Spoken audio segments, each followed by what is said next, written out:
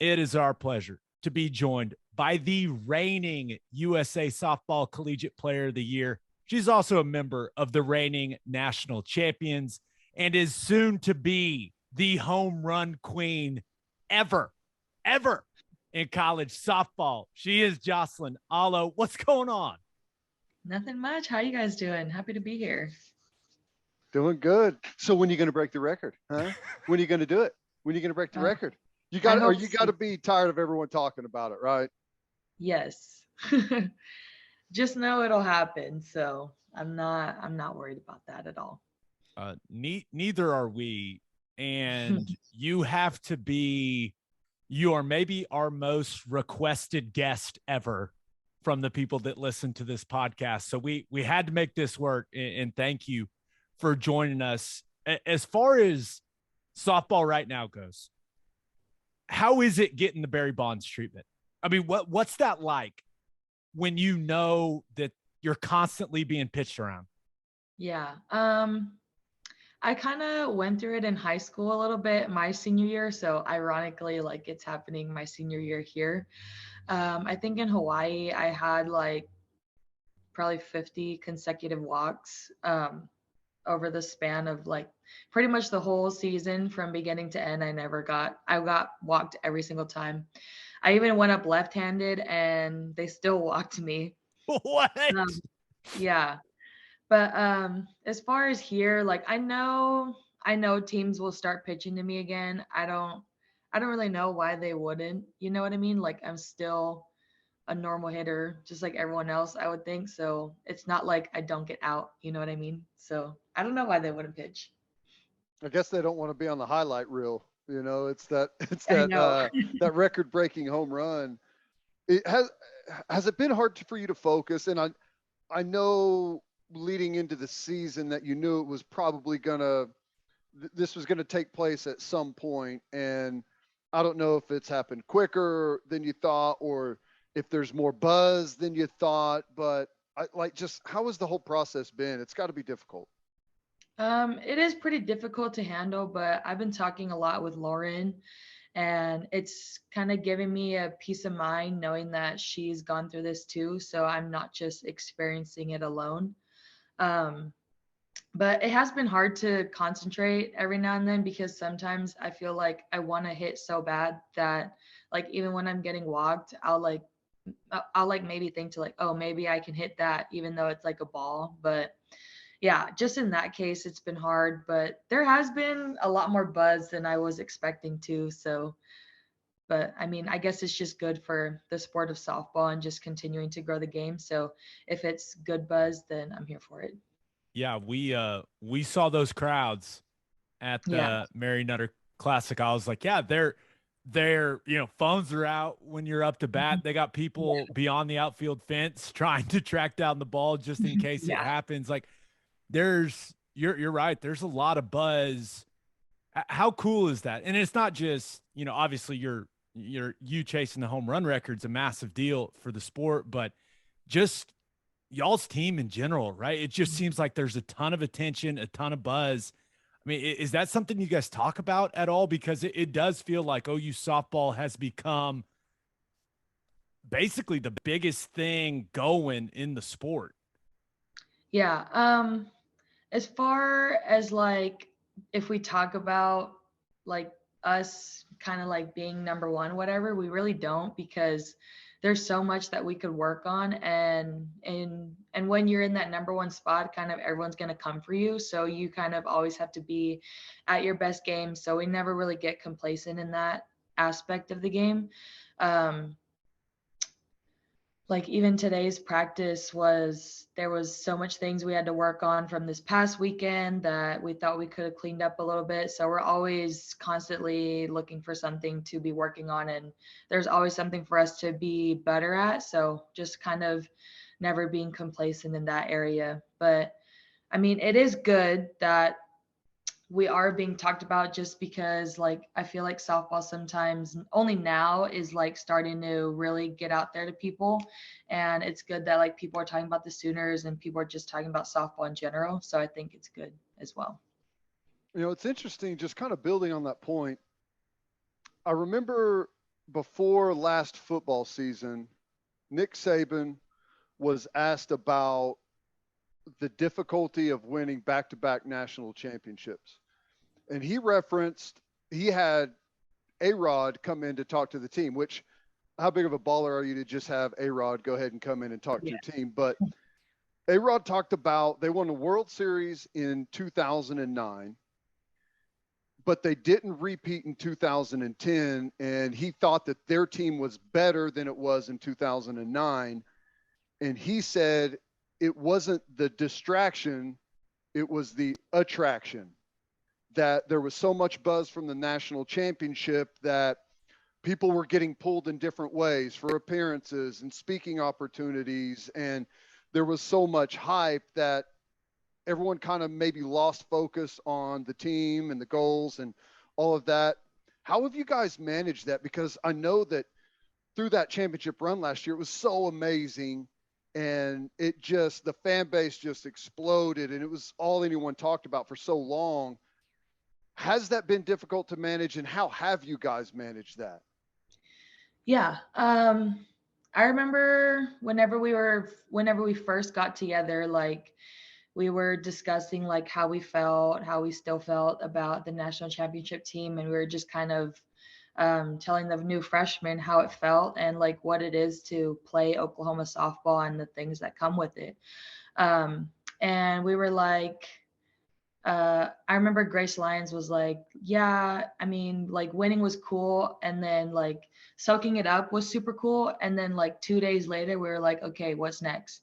And for the most part, the whole team kind of felt that. And I mean, don't get me wrong, like it's hard to repeat, but at the same time, like this is a whole new team, this is a whole new journey. And we really only look back on it as like in the rear view mirror, because like it is good to look back. It's good to look back at like old film, what a championship team looks like. But in a sense, like you just kind of take bits and pieces of that and you just move forward with it, because this is a whole new team with a whole bunch of new ball players, a lot of new faces. Everyone's body's feeling different, just everyone gets older, you know what I mean? Oh, we know what you mean. Yeah. But for the most part, we're just like, it's a new journey. And yeah, we want to win a national championship, but it's not about necessarily going back to back. I would just think it's kind of on kind of, I wouldn't say it as we're trying to go back to back. We just want to win another national championship, and it has nothing to do with last year, if that makes sense. Yep. It makes sense for sure. And so Coach Gasso last season, right? She's pushing you, and you guys win it all. Mm-hmm. How has she changed this year, or is it the same approach? Like, have you noticed any differences to Patty's approach this season? Nope, none at all. I would say she's probably a little bit harder on us this year, just as far as expectations and stuff, but that's just the world that us Sooner softball girls live in, and it's why we're different than everyone else, and it's why we are continually at the top. It's because Coach Gasso doesn't just like, here, this is it. Like Coach Gasso's like, no, like it needs to be done this way. It needs to be done effectively, efficiently, and yeah, she pushes us a lot, but it's only for our greater good. So definitely happy that she's our coach for sure. I love her. How about you? How's your role changed as a young hitter, coming up, doing your thing, and now all of a sudden you find yourself in, and not that you haven't been a leader on the team, you have, but like here you are, one of the older voices there, and just kind of that change as you've gone through your career there. Yeah, definitely as a freshman, I remember that senior class. It was Kelsey Arnold, Paige Parker, Paige Lowry, Hannah Sparks, Leah Wodak, and Nicole Penley. And that was a pretty hardcore group too. But at the same time, they just wanted to pull us freshmen up to the level that they were at. So like anything they said, I was like, okay, like I'll do it, whatever. Like I'll pick up your cleats, I'll pick up your glove, I'll pick up all these balls, whatever. but they meant it like in the nicest way possible. That was just normal freshman duties we had to do. But um, they always make sure that we were okay. They always made sure us freshmen were like taking it all in pretty much.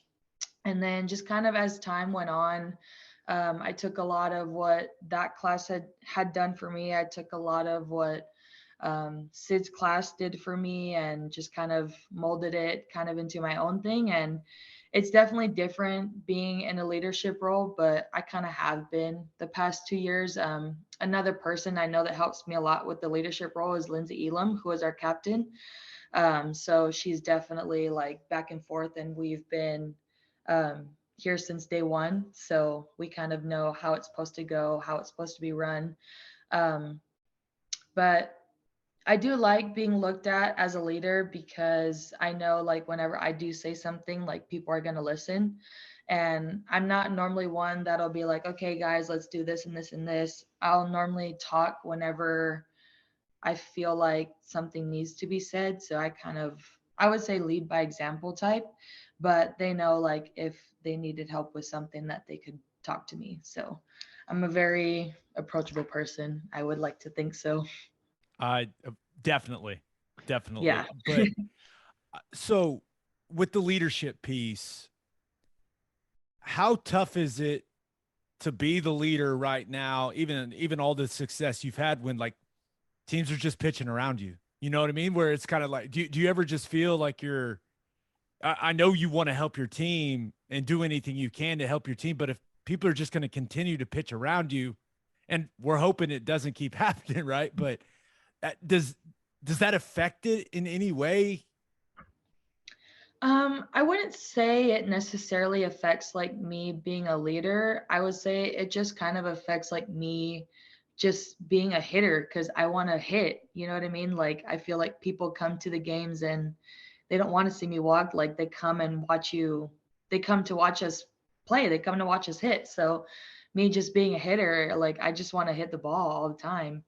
Um, but as far as like leadership roles and stuff, like I'm gonna take my walks when I can because I know my hit by pitch or my walk could possibly turn into a run. So like why would I be selfish and try and fish for something that I might hit hard? You know what I mean? So I'm not about to get myself out when I know that they're trying to pitch around me. And then it gives the other girls just learning opportunities for them to hit me in and know how to situationally play softball, kind of get them a game IQ. Like Kenzie Hansen is someone that really knows how the game works, kind of, and it makes no sense to me that people walk me to get to Kenzie Hansen. Like, what? Yeah, it's wild. That's what happens when you have a lineup like you guys do. Yeah. And I'm glad you brought her up because I think it's like Jordy Bahl, young, but super talented. But to have someone like Kinsey Hansen there, like to probably try and rein her in a little bit, as excited and amped up as she gets out there on the mound. Like, what's that been like to kind of watch her develop early in this season? You say Hansen or Jordy? Well, Kinsey Hansen's role in kind of as Jordy has come in and developed Yeah. early in the season. Yeah, I think a battery, like their relationship is definitely super important just as far as like a pitcher catcher type thing. But as far as being a leader on the field, I would say Hansen is one of the best, and she definitely wasn't named an All-American for nothing. Like she has proven that she can play on the biggest stage, play in the biggest moments. And this summer, we're both going to go play international ball for USA. So, yeah, she's definitely meant for this stage. And as far as Jordy Bahl, man, like, good luck with her for these next 4 years because I've had a whole fall to try and get a hit off her. I've yet to get a hit off her. So Was she she's walking you? She's not walking you though, right? no, she's not walking me. She's coming right at me. But yeah, she's insane. And to think that it's only her freshman year, like I feel bad for everyone else who has to face her. She's gonna be really good. I definitely think she'll win freshman of the year. She'll have a lot of strikeouts here. She'll be up there for sure. And I think she'll play in the Olympics as well. So that's how good of a player I think she is. So yeah, so what is practice like for you guys at the plate? Because you got Jordy Bahl, you've got Nicole May, you've got Troutwine who can absolutely deal. Also, like, what's the competition level like in Patty Gasso's practices between y'all? Yeah, competition is very, very high, but that's what makes us really good. So we have this saying in our locker room, iron sharpens iron.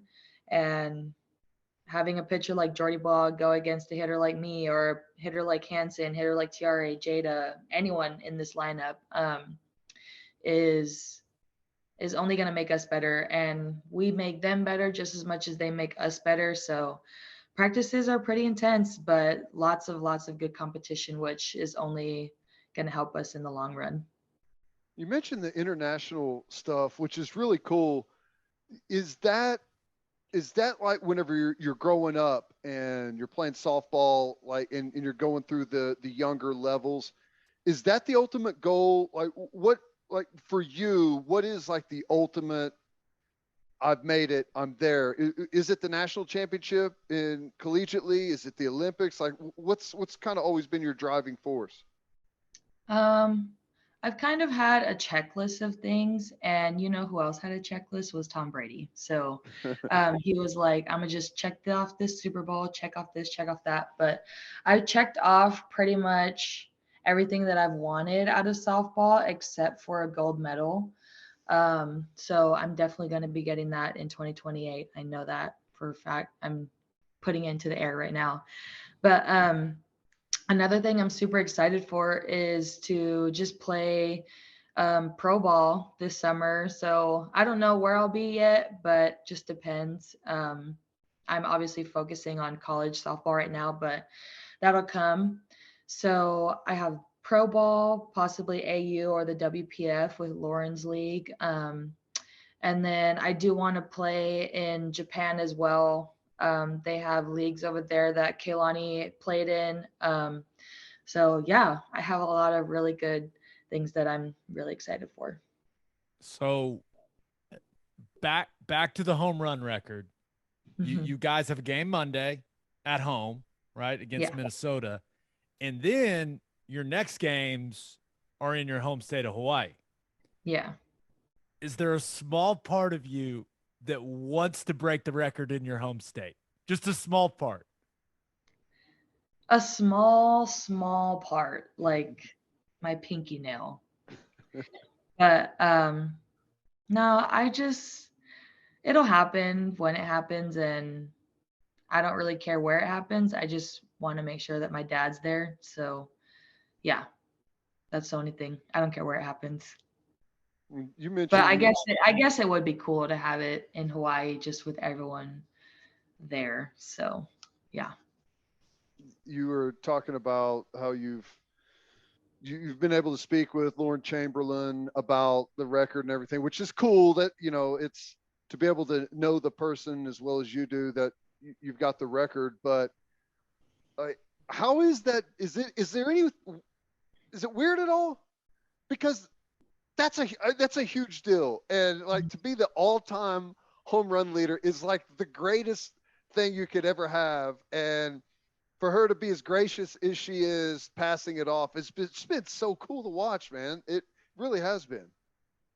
Yeah, it's not awkward at all. I would say, like, yes, it's bittersweet that her reign is coming to an end, but at the same time, it's still staying in Sooner program history. And I feel like after this season, it's gonna be pretty hard to beat. So yeah, like it's just a win for Sooner softball in general that it was broken by a Sooner, it's about to be broken by another Sooner, and it's going to stay in this program for a really long time. And then I think it just shows how good our hitting has been consistently at the top. I know Lauren was coached by God, I forget his name. Do you know his name, Gabe? Wait, Tripp. yeah. By Tripp. She was coached by Tripp. I was coached by JT, so it just goes to show how much work both of them have put in for both of us to be at the top. So it just goes to show how offensively stacked Oklahoma has been for past couple years now. So when we talk about this softball program, the word culture always comes up, right? Culture of winning, the expectations that you guys have. You've been around a while now. What do you think is the key to the culture for OU softball?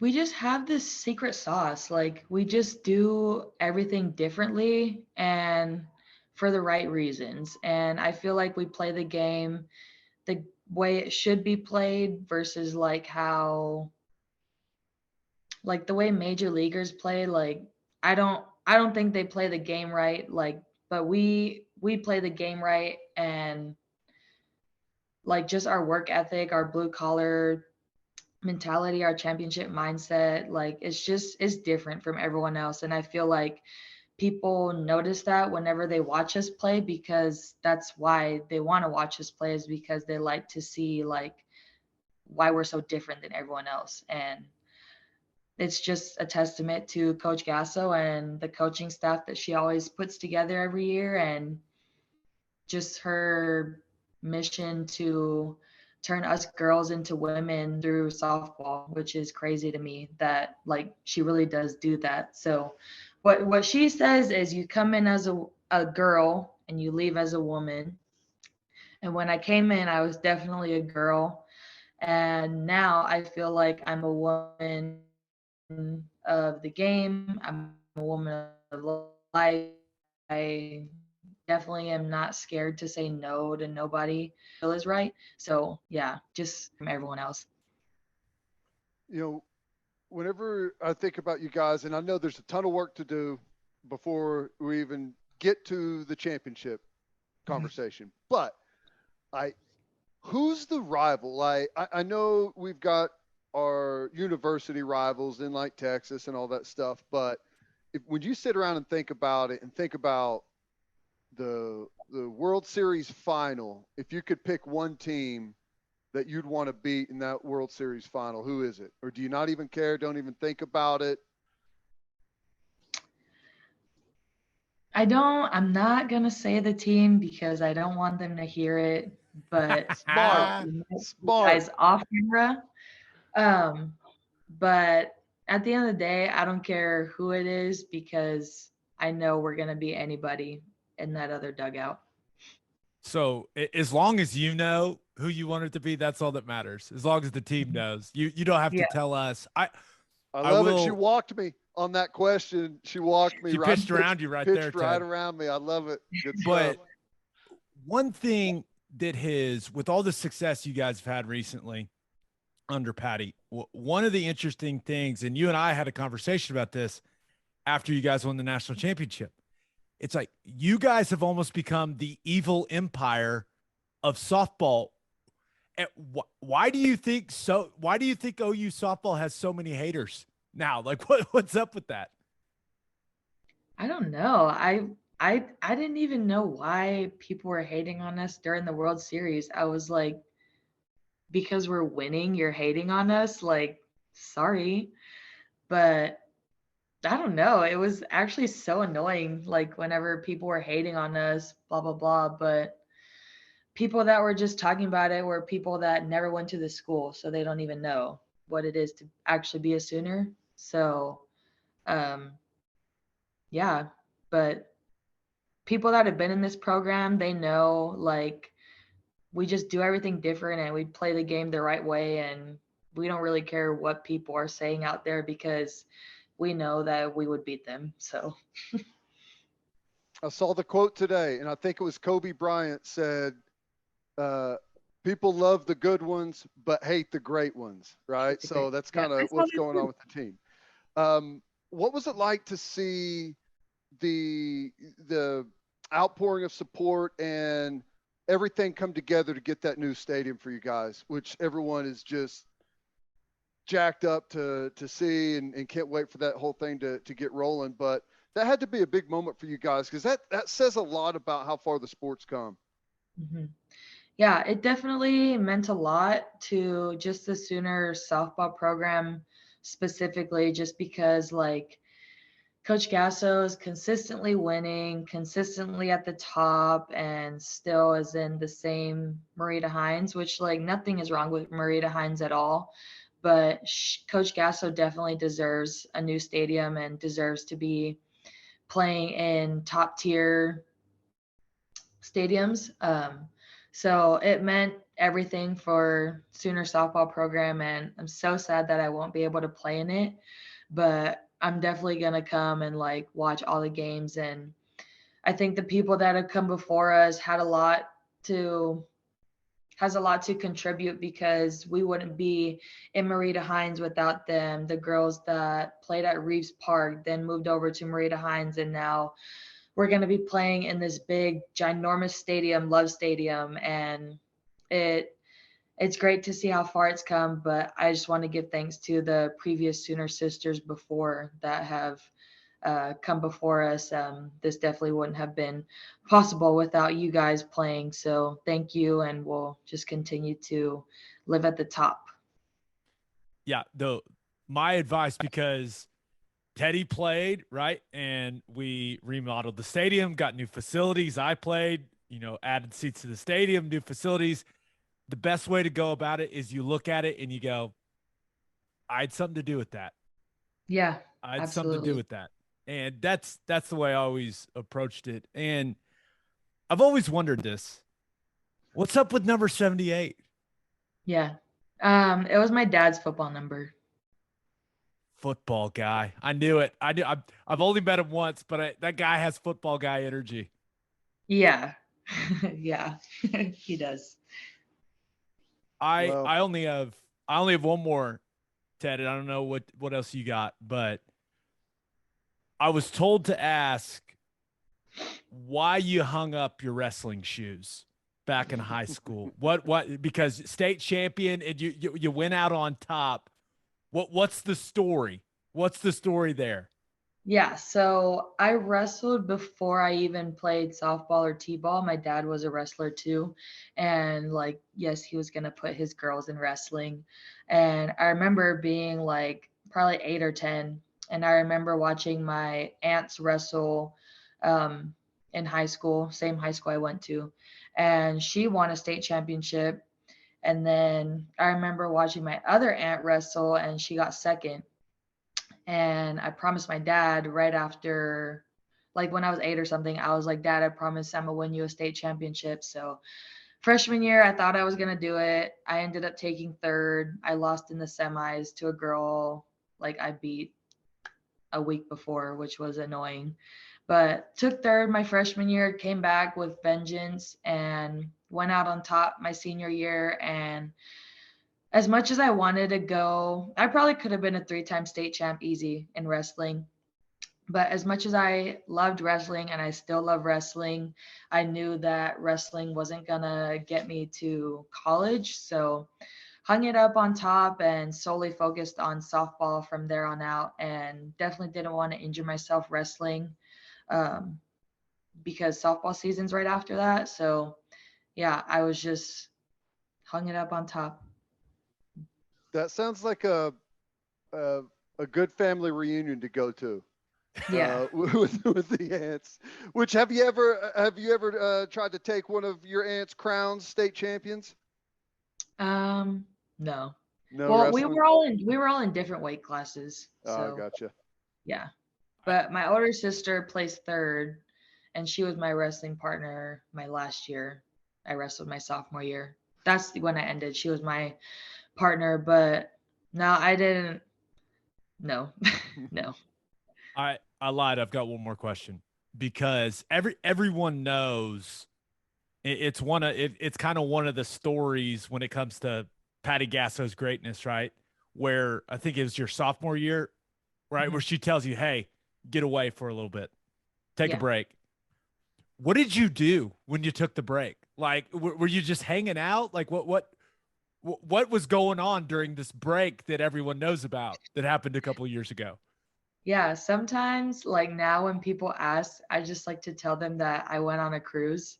But no, I was just at home, just I did nothing softball related. I didn't watch no softball. I just sat in my room, went to class, cooked, baked, and watched a whole bunch of Netflix series. And then that Sunday, when they came back, after they got back from Kansas, I went to the batting cage that night, and that was the first time I had like swung a bat in like a week or so. And I was just like swinging a swing. I wasn't even like thinking of anything. Like I was swinging left-handed. I wasn't even going right-handed. I was like, this is gonna do me no good when I have to go back, but whatever. Um, but yeah, I was just chilling. I was kicking it. Well, break did you some good, right? Because it Yeah, was, I remember it. What, after your sophomore year, you start taking, I don't want to say you weren't taking it seriously, but really started taking the workouts and the diet and all that stuff more seriously. And now look at you, about to be the yeah, home run queen of softball.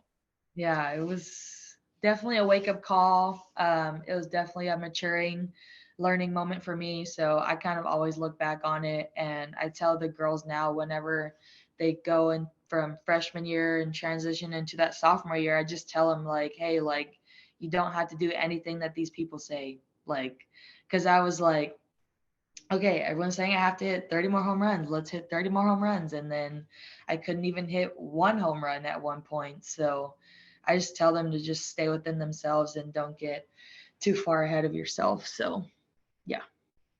Well, we're fired up for you. Uh, the record will happen. We know it'll Yeah. happen. It's going to come, but you guys are off to a phenomenal start this season. Can't wait to see where this season goes. You're the best. Thank you so much for joining us. Thank you for having me.